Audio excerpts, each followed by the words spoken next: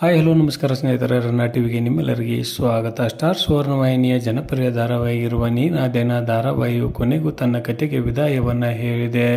ಅಂತಿಮ ಸಂಚಿಕೆಯನ್ನು ಪ್ರಸಾರ ಮಾಡಿ ಒಟ್ಟು 674 ಸಂಚಿಕೆಗಳನ್ನು ಪೂರೈಸಿ ತನ್ನ ಕತೆಗೆ ನೀನಾದೇನ ಧಾರಾವಾಹಿಯು ಪ್ರೇಕ್ಷಕರಿಗೆ ವಿದಾಯವನ್ನು ಹೇಳಿದೆ.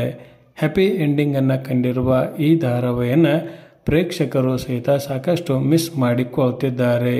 ಇನ್ನೂ ಕೆಲವೊಂದಿಷ್ಟು ಸಂಚಿಕೆಗಳು ಪ್ರಸಾರವಾಗಬೇಕಾಗಿತ್ತು. ಕತೆ ಅಪೂರ್ಣವಾಗಿಯೇ ಉಳಿದು ಹೋಯಿತೆಂದೇ ಕೆಲವೊಂದಿಷ್ಟು ಪ್ರೇಕ್ಷಕರು ಬೇಸರವನ್ನು ವ್ಯಕ್ತಪಡಿಸಿದ್ದಾರೆ. ರಮೇಶ್ ಅರವಿಂದ್ ಅವರ ನಿರ್ಮಾಣದಲ್ಲಿ ಮೂಡಿ ಬರುತ್ತಿದ್ದ ಈ ಧಾರಾವಾಹಿಯನ್ನು ಸಾಕಷ್ಟು ಪ್ರೇಕ್ಷಕರು ಮೆಚ್ಚಿಕೊಂಡಿದ್ದಾರೆಂದೇ ಹೇಳಬಹುದು. ರಾತ್ರಿ 9:30ಕ್ಕೆ ಪ್ರಸಾರವಾಗುತ್ತಿದ್ದಾಗ ಒಳ್ಳೆಯ TRPಯನ್ನು ಈ ಧಾರಾವಾಹಿ ಪಡೆದುಕೊಳ್ಳುತ್ತಿತ್ತು. 10:30ಕ್ಕೆ ಪ್ರಸಾರ ಮಾಡಿದ ಕಾರಣಕ್ಕಾಗಿ ನಿರೀಕ್ಷಿತ TRP ಈ ಧಾರಾವಾಹಿಗೆ ಬರಲಿಲ್ಲವೆಂದೇ ಹೇಳಬಹುದು. ಹೀಗಾಗಿ ತನ್ನ ಕತೆಗೆ ವಿದಾಯವನ್ನು ಈ ಧಾರಾವಾಹಿಯು ಹೇಳಿದೆ ಎಂದೇ ಹೇಳಬಹುದು. ಪ್ರೇಕ್ಷಕರಿಂದ ಒಳ್ಳೆಯ ಮೆಚ್ಚುಗೆಯನ್ನೇ ಈ ಧಾರಾವಾಹಿಯು ಪಡೆದುಕೊಂಡಿತ್ತು. ವಿಕ್ರಾಂತ್ ಮತ್ತು ವೇದಾ ಅವರ ಲವ್ ಸ್ಟೋರಿಯನ್ನು ಕರ್ನಾಟಕದ ಪ್ರೇಕ್ಷಕರು ಇಷ್ಟಪಟ್ಟಿದ್ದಾರೆಂದೇ ಹೇಳಬಹುದು.